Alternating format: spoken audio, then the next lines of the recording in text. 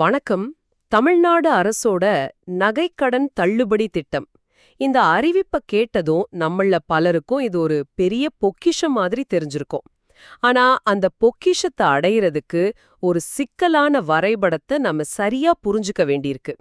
நீங்க எங்களுக்கு அனுப்பியிருக்கிற இந்த ஆதாரங்களை வச்சு அந்த வரைபடத்துல இருக்கிற ஒவ்வொரு தடையையும் ரகசிய வழியையும் ஒன்னா சேர்ந்து கண்டுபிடிக்க போறோம்.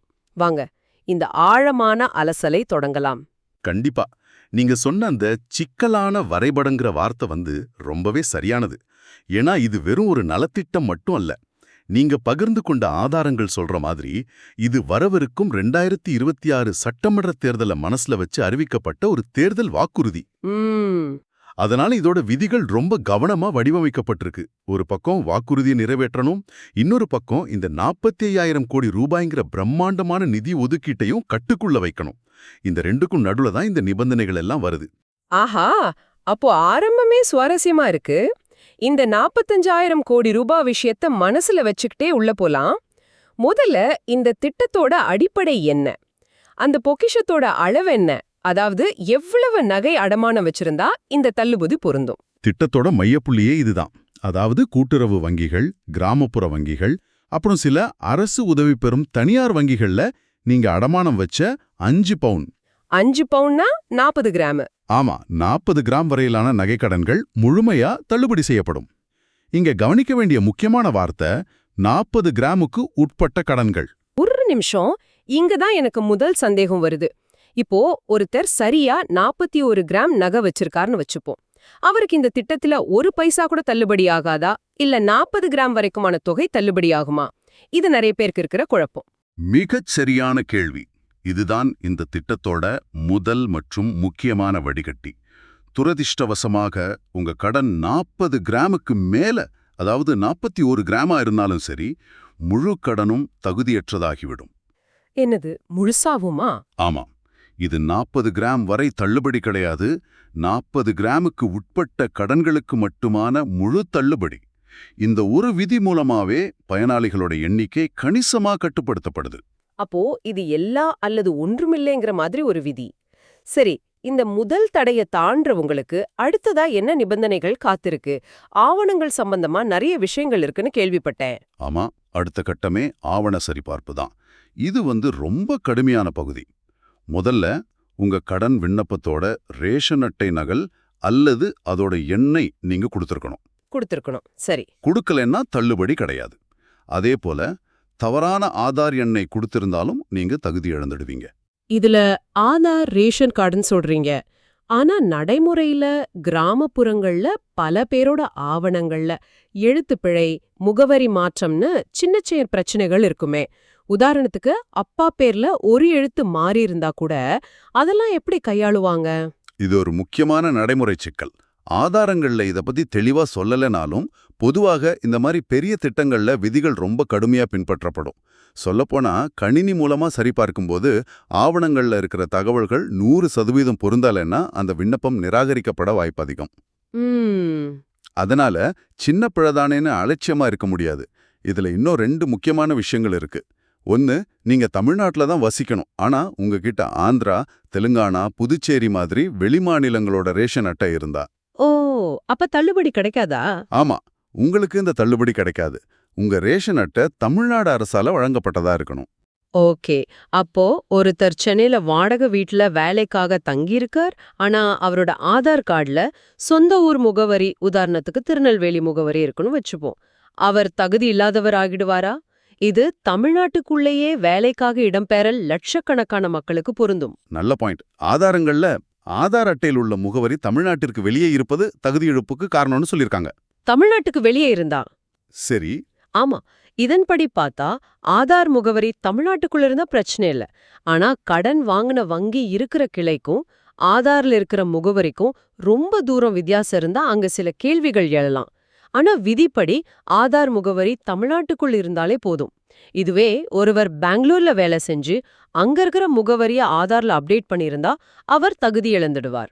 சரி, அப்போ ஆவணங்கள் ஒரு பெரிய தடைக்கல். அடுத்தது என்ன?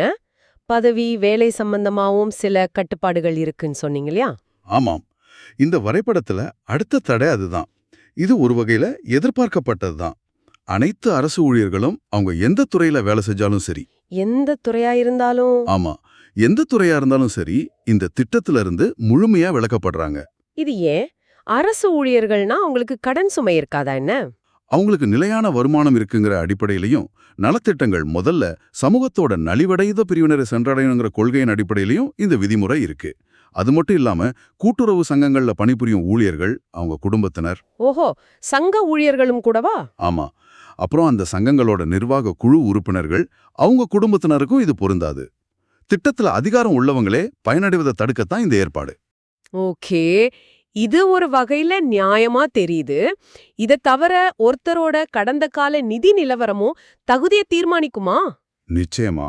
இது இன்னொரு முக்கியமான வடிகட்டி. 2021ஆம் ஆண்டுக்கு பிறகு நீங்க பயிர்க்கடன் தள்ளுபடி பெற்ற ஒரு விவசாயியா இருந்தா உங்களுக்கு இந்த நகைக்கடன் தள்ளுபடி கிடைக்காது. ஒரு நிமிஷம். அப்போ ஒரு விவசாயி பயிர்க்கடனுக்காகவும் கஷ்டப்பட்டு குடும்பச் செலவுக்காக நகைக்கடனும் வாங்கியிருந்தா அவருக்கு ஏதாவது ஒரு தள்ளுபடி தான் கிடைக்குமா? இது கொஞ்சம் கஷ்டமா இல்லையா? ஆமா, இது விவாதத்துக்குரிய ஒரு விஷயம்தான். அரசின் நோக்கம் ஒரு பெரிய நிதி உதவியை ஒரே நபருக்கு 2 முறை வழங்குவதை தவிர்த்து பலருக்கும் அந்த பலன் பரவலா போய் சேரணுங்கிறதா இருக்கலாம். பரவலாக்குறதுக்கு. ஆமா. அடுத்ததா, உங்க நகைக்கடனை நீங்க ஏற்கனவே முழுசா கட்டி முடிச்சிட்டீங்கன்னா உங்களுக்கு எந்த பலனும் இல்ல. நிலுவையில இருக்கிற கடன்களுக்கு மட்டும்தான் இந்த திட்டம். கடைசியா, இது சொல்ல தேவையில்ல, ஆனா ரொம்ப முக்கியம்.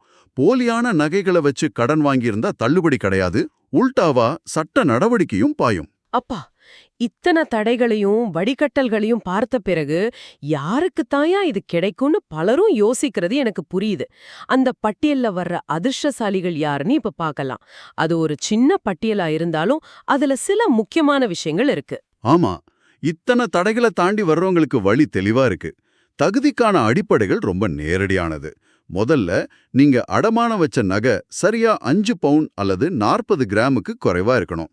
ரெண்டாவது, செல்லுபடியாகிற சரியான தமிழ்நாடு அரசின் ரேஷன் அட்டையை நீங்க கொடுத்திருக்கணும். சரி, இந்த ரெண்டும் சரியா இருந்தாலே நீங்க பாதி தூரம் தாண்டிட்டீங்கன்னு அர்த்தம். இதுல சில குறிப்பிட்ட குழுக்களுக்கு சிறப்பு சலுகை அளிக்கப்பட்டுள்ளதாகவும் ஆதாரத்துல படிச்சேன். அது யார் யாருக்கு? அத பத்தி கொஞ்சம் விரிவா சொல்லுங்களேன். ஆமாம், இது இந்த திட்டத்தோட ஒரு மனிதாபிமான பக்கத்தை காட்டுது. 2 முக்கியமான பிரிவினருக்கு சிறப்பு தகுதி கொடுத்திருக்காங்க. முதல்ல, தமிழ்நாட்டுல இருக்கிற மறுவாழ்வு முகாம்கள்ல வசிக்கிற இலங்கை தமிழர்கள். ஓ, இலங்கை தமிழர்களுக்கா? ஆமா, அவங்க கிட்ட இருக்கிற ஆவணங்கள் வித்தியாசமா இருந்தாலும் அவங்களை இந்த திட்டத்துல சேர்த்திருக்கிறது ஒரு நல்ல விஷயம். அவங்கள சமூக நீரோட்டத்துல இணைக்கிற ஒரு முயற்சியாகவும் இதை பார்க்கலாம். இது கேட்கவே ரொம்ப நல்லா இருக்கு.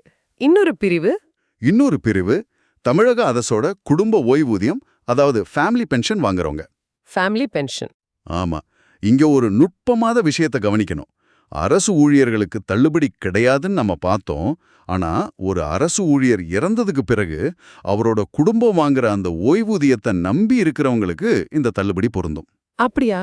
ஏன்னா சம்பாதித்தவர் இல்லாத நிலையில அந்த குடும்பத்தோட நிதி சுமையை குறைக்க இது நேரடியா உதவும். இந்த வேறுபாட்டை ரொம்ப யோசிச்சு சேர்த்திருக்காங்க. ஆஹா, இது நிஜமாவே ஒரு ஆழமான சிந்திக்க வைக்கப்பட்ட விதி. சரி, இப்ப தகுதியுள்ளவங்க எல்லாம் இந்த திட்டத்துக்காக காத்திருப்பாங்க. இது எப்போ நடைமுறைக்கு வரும்? மக்கள் எப்போ அவங்க நகைகளை திரும்ப வாங்கிக்க முடியும்? காலக்கெடு பத்தி ஆதாரங்கள்ல என்ன சொல்லிருக்காங்க? காலவரிசை பத்தி தெளிவான தகவல் இருக்கு. வர்ற ஜனவரி மாதம் 1ஆம் தேதி இதுக்கான அரசாணையை வெளியிடப்படும்னு சொல்லியிருக்காங்க. அரசாணைனா என்ன? நிறைய பேர் இதை கேள்விப்பட்டிருப்பாங்க. ஆனா அதோட உண்மையான அர்த்தம் என்ன? நல்ல கேள்வி. அரசாணை, அதாவது கவர்மெண்ட் ஆர்டர் அல்லது GOங்கிறது ஒரு திட்டத்தை வெறும் அறிவிப்பு நிலையிலிருந்து அதிகாரப்பூர்வமான சட்டப்பூர்வமான செயல் திட்டமா மாற்ற ஆவணம். ஓகே. அது வர்ற வரைக்கும் இது வெறும் வாக்குறுதி தான். அரசாணை வெளியானதுக்கு அப்புறம்தான் அரசு துறைகளும் வங்கிகளும் அந்த உத்தரவின்படி நடக்க கடமைப்பட்டவங்க. அந்த அரசாணை வெளியான ஒரு வாரத்துக்கு பிறகு தகுதியுள்ள நபர்கள் சம்பந்தப்பட்ட வங்கிகளுக்கு போய் எந்த பணமும் கட்டாம அவங்க நகைகளை திரும்ப வாங்கிக்கலாம்னு ஆதாரத்துல சொல்லியிருக்காங்க. அப்போ ஒரு பயனாளியா நீங்க கவனத்துல கொள்ள வேண்டிய மிக மிக முக்கியமான ஒற்றை விஷயம் என்னன்னு கேட்டா எதை சொல்வீங்க? ஒரே ஒரு விஷயம்னா அது உங்க ஆவணங்களோட துல்லியம்தான். திரும்ப திரும்ப சொல்றேன்னு நினைக்காதீங்க, ஆனா இந்த முழு திட்டத்தோட திறவுகோலே அதுதான். ஆவணங்கள். ஆமா, உங்க ரேஷன் அட்டை, ஆதார் அட்டை, இதுல இருக்கிற பெயர், முகவரி, எண் எல்லாமே 100% சரியா இருக்கா, அது தமிழ்நாடு அரசு ஆவணங்கள் தானான்னு 1க்கு 2 சால சரி பார்த்துக்கோங்க. ஏன்னா மத்த எல்லா தகுதியும் இருந்தும் ஆவணங்கள்ல ஒரு சின்ன பிழை இருந்தா கூட கடைசி நேரத்துல நிராகரிக்கப்பட வாய்ப்பு இருக்கு. ரொம்ப தெளிவா புரிய வச்சிட்டீங்க. அப்போ இந்த கலந்துரையாடல ஒரு சுருக்கத்தோட முடிக்கலாம். இந்த நகைக்கடன் தள்ளுபடி திட்டம் மேலோட்டமா பாக்கும்போது 5 பவுனுக்குள்ள நகை இருந்தா கடன் தள்ளுபடின்னு எளிமையா தெரிஞ்சாலும் அதுக்குள்ள பல அடுக்குகளா நிபந்தனைகளும் விதிகளும் வடிகட்டல்களும் இருக்கு. நீங்க அரசு ஊழியரா, ஏற்கனவே பயிர்க்கடன் தள்ளுபடி வாங்கினவரா, உங்க ரேஷன் கார்டு எந்த மாநிலத்தோடதுன்னு பல கேள்விகள் உங்க தகுதியை தீர்மானிக்குது. இந்த விவரங்கள் இந்த சிக்கலான வரைபடத்தை புரிஞ்சுக்க உங்களுக்கு உதவுன்னு நம்புறோம். நிச்சயமா. இந்த உரையாடலோட இறுதியில உங்க சிந்தனைக்கு ஒரு கேள்வியை மட்டும் நான் விட்டுட்டு போறேன். ஒரு நலத்திட்டம் அதோட உண்மையான தேவையுள்ள பயனாளிகளை போய் சேரணும்னா இது மாதிரி இவ்வளவு கடுமையான பல அடுக்கு நிபந்தனைகள் அவசியம்தானா? நல்ல கேள்வி. இல்ல, இந்த நிபந்தனைகளே திட்டத்தோட நோக்கத்தை சிக்கலாக்கி உண்மையிலே தகுதியுள்ள பலரையும் அறியாமலே வெளியேற்றிடுதா? இத பத்தி நீங்க என்ன நினைக்கிறீங்கன்னு கொஞ்சம் யோசிச்சு பாருங்க.